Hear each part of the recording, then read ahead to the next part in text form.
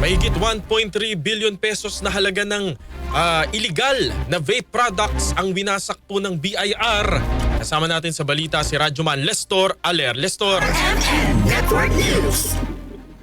Aabot sa mahigit 400,000 ng mga illegal na vape products ang winasak ng Bureau of Internal Revenue o BIR sa kanilang ikinasang nationwide destruction of illicit vape products ngayong araw. Katumbas ito ng higit 1.3 bilyong pisong halaga ng tax liability ng mga nakumpiskang vape products. Gagawin ang pagsira sa mga vape products sa loob ng 3 araw kasabay ng iba pang regional revenue sa bansa.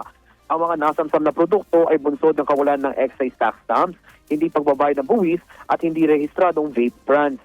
Ayon kay BIR Commissioner Charlito Martin de Mendoza na hindi kukonsintihin ng pamahalaan ang bentahan ng vape products na walang tamang buwis at selyo ng BIR. Sa kabuuan, naaabot sa mahigit 2 bilyong piso ang tax liability ng mga illegal na vape ngayong taon. Kita naman ni Mendoza na kanila pang papaitingin ang operasyon kontra illicit products upang tuluyan ng mawala sa merkado.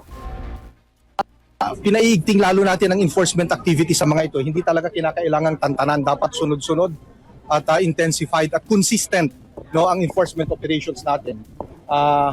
Kaya you can rest assured that in the coming days we will further intensify our enforcement operations kasi kung merong gap, merong hiatus sa enforcement, bumabalik sila. Kaya kinakailangan hindi talaga natin tantanan ito at mas intensified para tuluyan ng mawala sa market. Yan ang tinig ni BIR Commissioner Charlito Martin Mendoza.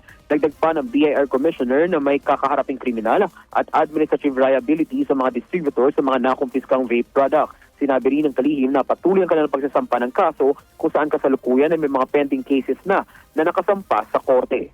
Kasama mo sa DZXL RMN Manila, Radyoman Lestor Aler, Tatak, RMN.